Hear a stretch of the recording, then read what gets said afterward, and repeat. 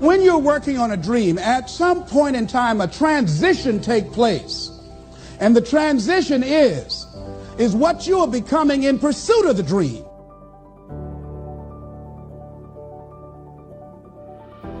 Because even if you don't get the dream, you become such a strong and powerful person. It will so change your life, you can look at something else and say, well, I think I'll go do this then. Because you have now developed yourself in such confidence and such competence in how to deal in the arena of life that you can move into another area and not miss a beat. Once you begin to discover who you are, then you really realize how you have been given authority and dominion over everything on the face of the earth, including all the dimensions of your life. But you can only do that through the struggle of life. And most people avoid the struggle. Most people go through life avoiding pain. And when you go through life like that, something in you dies. Something in you that you never activate is lying dormant in there, that you never get a chance to call on because you have not challenged yourself. Somebody said, the land of familiarity belongs to the dead. That most people like to feel like they're a king in the area of their comfort zone. They only want to do those things that they know how to do well. Osborne said, unless you attempt to do something beyond that which you've already mastered, you will never grow.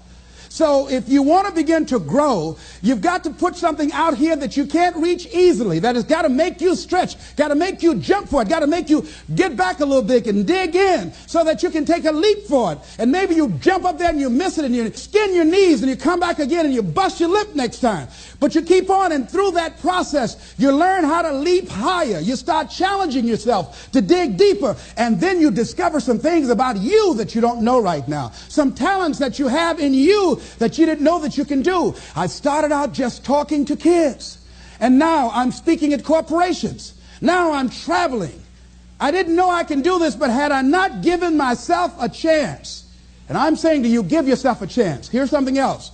If you want to begin to make your stuff happen for you, I think that it's very important that you start trusting yourself. Listen to yourself. Listen to that still small voice within you. Don't try and make everything logical. There are some things about life that defies logic, that you just can't explain how the outcome is going to be. That once you begin to trust yourself and your ideas and your instincts, life takes on a whole new meaning, because now I want you to do that feeling that you are led. Just feel, I am led. I remember the worst speech I had ever given in my life. I let someone exploit a fear that I had. For years I had a tremendous inferiority complex because I'm not college educated. And this person knew this. And she said, let me write this speech for you. You're going to speak at Ohio State University. Those people are very educated there, and they're going to know when you make grammatical errors, and they're going to know because of the substance of your speech that you are not literate. I care about you, and I don't want you to embarrass yourself. So this person proceeded to write a speech for me. I had a speech in my mind. But this person was stronger than I was negatively than I was positive about my own thoughts. And I gave my power away. With my permission, I allowed this person to guide me to do something that I really didn't want to do. But I didn't feel enough inner strength and conviction about my skills as a speaker and the message that I had to bring to stick by my guns. And I got up there at the Ohio Union, and I read this straight speech and did not move and did not take my eyes off the page because I'm not accustomed to reading. And after I finished, some people gave me a standing ovation because I read it extremely well, and I was very tense and I was very nervous. Ladies and gentlemen, don't give your power away. You don't need anybody to approve your dream. It was given to you. If they can't see it, it's because it wasn't given to them. It was given to you. Hold it, nourish it, cultivate it, work on it. It's yours. It's your baby. Work on it until it comes into fruition. I gave away my power, and I said, I'm not going to do that no more. Here's something else for those who make it today. Do what you know is right. Treat people like you want to be treated. Don't try and take any shortcuts. Don't try and cheat. pay your dues up front. I believe, ladies and gentlemen, what goes around comes around. You can pay now, or you will pay double later. So do the right thing. There might be a tendency sometimes, because of the negative part of our consciousness and our own programming, for us to want to say, well, I'll just do it this time. It won't matter. Won't nobody know. Ladies and gentlemen, everything matters. And you know you're somebody. You know. I'd rather lose out on my dream doing the right thing than to cheat trying to make a shortcut to get to my goal. I want to be able to look myself in the mirror. And that's what you want to do. There's no saying, judge a man not by what he does, but by that he doesn't have to do. And to judge the true quality of a man is what do you do when nobody's looking. See, there's some good out there for you in the universe that has your name on it. And nobody can get your good. It has your name on it. They can't take your stuff. It's your stuff. So when you know that whatever you're seeking, it's also seeking you, you don't worry. You don't run scared. You don't think somebody's going to take it from you. You listen to your inner voice, and you always take the high road. There will be the tendency, the natural inclination to take the low road. You must resist that. Here's something else I encourage you to do if you want to make it today. Keep your agreements. Keep your agreements that you make, and establish a network of people who will also do that. Establish a network of people in your life that you can count on, that will be there for you when you need them, and you be there for them. Here's the other thing is you're working on your dream. A lot of people have been calling me saying, hey, man, I read about you in Ebony. Boy, you're lucky. Ladies and gentlemen, let me tell you something. Here's something else. 3 P's to have in your life. In working on your dream and doing your life work, you must be patient, persistent, and positive, no matter what.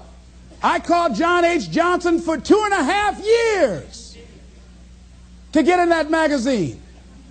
The first time I called him, he wouldn't talk to me. Then I was persistent, trying to find out who knew him that could invite me there to meet him or have the opportunity to speak so that he could hear me. And I met a guy who worked for him. And I said, hey, I'd like to speak for you guys free. I just want to know, will he be in the audience? They said, yes, good. I spoke and I tried to tear the microphone up. And he said after I finished, hey, young man, you're quite impressive. I'm going to have my staff do an article on you. I said, thank you, Mr. Johnson. And I sent him information on me, Federal Express. And it didn't happen. Waited for a month and it didn't happen. Waited for 2 months. It didn't happen. I started calling every month. Hello, how are you? May I speak to Mr. Johnson? I'm sorry, he's not available. Tell him Les Brown calling. I just want to say thank you very much for the article when he puts it in. I kept on doing it, kept on calling, sending new articles, sending new information on me, kept on upgrading the information on me, sending him thank you letters. Thank you, Mr. Johnson. I was always positive. I could have gotten negative saying, where did you lie to me? Why you don't tell me you were going to put me in the magazine and you didn't do it? I could have got an attitude. Be positive no matter what. Because when you are negative, ladies and gentlemen, you're sending out negative energy and you're blocking your good. So don't send out any negative energy. Don't take it personal. I didn't care what he thought of me or the staff, that I was a nuisance to them. They get paid to deal with people like me. See, a lot of people have an idea or a dream and they give up on it. No, don't do that. Work your dream until it gets hot. See, most things don't happen as soon as we think they should happen. The messenger of misery might drop in on you and say hello. Murphy's Law might come by and thump you on the head. Any number of things can happen to interrupt your flow. It's okay. Don't take it personal. Just acknowledge what's going on. It's called life.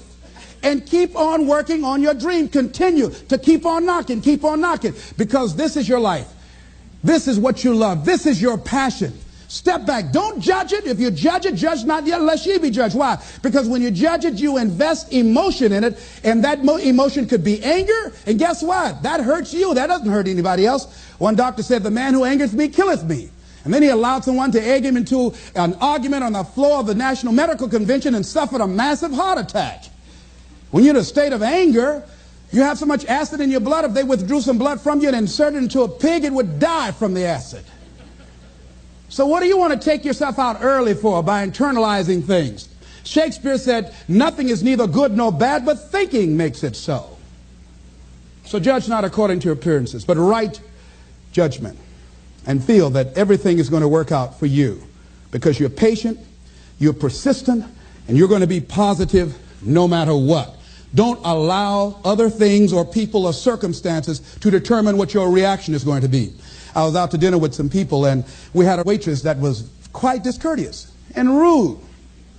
And the people around me took an attitude about it. I learned how to observe life. I think that in order to overcome life, you've got to learn how to observe it. Just stand back and watch what's going on and choose not to buy into it. I said, excuse me, ma'am. I said, do you know what TIP stands for? She said, no. I said, TIP stands for to ensure promptness. We've been sitting here a long time. I want to give you $5 up front to ensure a prompt meal. Would you assist me? She gave me the biggest smile and said, oh, of course I will. And I said, by the way, I'm not with these people. I'm going to be sitting at another table. Please put my meal over there. Serve them by themselves. See, I don't want to make anybody angry who goes behind closed doors to prepare my food. Oh, no. So don't allow people to determine how you are going to respond to them or circumstances. Learn to look at it. A friend of mine, Tom Perkins, handsome, articulate man in his mid-50s. He had a tremendous business, and at the height of his success, someone was killed in his business. He was sued and lost $750,000. Lost his business, lost his family, lost his home, everything. He was devastated, ladies and gentlemen. He started living in his car. He would wash up in a McDonald's across from Howard University on Georgia Avenue in Washington, D.C. He said, Les, I was so depressed. He said, I had everything, and then one day I lost it all. He said, I didn't want to live anymore. He got some sleeping pills, and he took over 35 sleeping pills, and he laid down, folded his hands across his chest, and he said he went to sleep to die. 2 days later, much to his amazement, he woke up. He couldn't even get that right. I said, what happened then, Tom? He said, an incredible thing happened. He said he was laying there for a moment. He said, and a voice said to him inside his mind, it wasn't your life to take. That was one thing. He said, since that day, when I get any major challenges, I don't take it on myself personally. I feel that I've got somebody with me. He said, I'll never leave you nor forsake you. He said, hey, I said, God, you got to handle this for me. This is too much for me. He said, I don't sweat the challenges of life. Repeat out to me, please. Don't sweat the small stuff. Don't sweat the small stuff. Because it's all small stuff.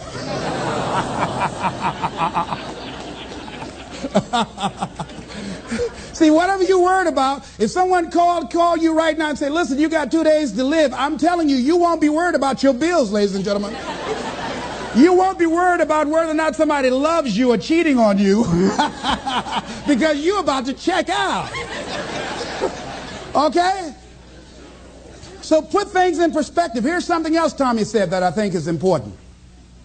He said that the voice also said to him, if you change your ways, I'll give you far more than you ever lost. Look at your life right now. If you want to keep on getting what you're getting, keep on doing what you're doing. You've got to be willing to change your ways. Your life is working. If you don't like what you have produced, you're a director, you are the star, you wrote this script. You produced this, whatever it is. If it's a hit, you produced it. If it's a flop, you produced it. Take ownership of it and decide to go back to the drawing board and rewrite the script that you are the star of. You have the power to do that. On this day, you can declare that I'm going to change. As you look back on your life, you can decide that I don't like what I produced here, and I want higher ground. I want to begin to experience more love. I want to have more adventure in my life. I want something that gives my life a sense of meaning. Ladies and gentlemen, I've been selected to head up a program called Project Life in Chicago, training thousands of kids. And I had the experience, we had our second session this past Monday. And to see these young people when they came in, and to see the young people and the parents and the community volunteers when they went out. One young man from the Cabrini Green housing projects who didn't want to be there, who came up and said, I want you to know I'm so glad to be here. And he said, I'll never be the same again. He said, thank you, Mr. Brown. He said, I just got to go now, but thank you, sir. I'll never be the same again. To see a letter I got from a young man who was in the Cook County Jail where I work on Monday morning. And this young man will not be out of jail for at least 50 years. At least 50 years. They gave him 100 years. This guy has shot at least 60 people that we know of and killed 10 at least. And this letter he wrote, he said, since listening to your tapes, he said, I have not changed, but I feel a different person in me. Over 70% of these young men are in there for murder. We wanted to have a two-pronged attack where we would train people on the outside and train those that are in the jails, because I believe if you cage them like animals and treat them like animals and they're out on the streets every 22 months, they're going to get out and act like animals and go back in like animals. So we said, let's take an approach. This gives me my life. This might be insane. But I felt so good. I believe, ladies and gentlemen, if we can accept the possibility of that this is the decade of consciousness. That's what I believe that this is. The decade of consciousness, if you please. A time where we can begin to create in folks' minds the idea, the possibility that we can create a more humane society, the possibility that we can create more love, communication, and understanding in relationships, the possibility that we can create the kind of respect for diversity and difference in our multicultural society, the possibility that we can begin to develop the mindset to bring out the best in people, to encourage them to achieve their greatness and support them in their dreams, that if we can, in this decade of consciousness, to begin to see and envision that happening, and that we all can play a role, that we were born for such a time as this, that we showed up for this, that we survived 1 out of 9 million sperms, and we have been chosen for this great work. Here's something else to recognize. Wherever you are on the ladder of life, and I was reading in Dr. Norman Vincent Peale's latest book called The Power of Positive Living, which I think is his greatest work. And he has something in there, a section called Comeback Power. Wherever you are in life, ladies and gentlemen, you've got comeback power. I don't care how low you are. I don't care what you have done. I don't care what you have experienced. I don't care how devastated your life might appear to be, the shambles it might be in. There's a power.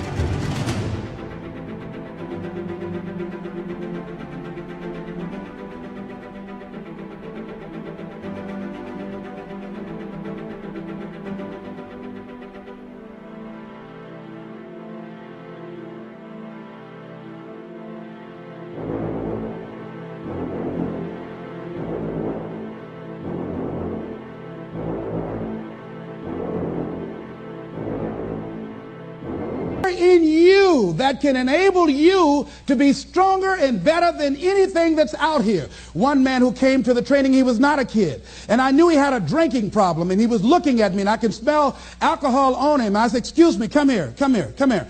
He said, what is it? I said, let me tell you something. I want you to know you've got something in you that's stronger than that poison you're putting in your body. Do you understand me? And he was looking, he was backing up. He said, no. He said, I don't know, man. I said, it is. I said, that's why you're here. Something drew you here. And that which caused you to come, you said you want some help. And you need to be around some people that can help you get in touch with your power, because you know that your life deserves this. See, I think that the reason that we abuse ourselves with drugs and alcohol is that we're trying to numb something in us that's aching us, that's urging us, that's nagging us to do something bigger and better. It can't be because it tastes so good. But when we are deluding ourselves or polluting our minds, it numbs us where we don't have to face reality, because we don't know what we've got going for us. See, once you discover who you are, the truth of knowing who you are will set you free from ever wanting alcohol, from ever wanting any kind of drug that's going to destroy who you are. Once you begin to know who you are, it will set you free from believing, I can't see myself doing any better. Once you discover this power, the perfect essence of who you are, that's in all of us, that's permeating our being, that enable us to be the directors of our lives,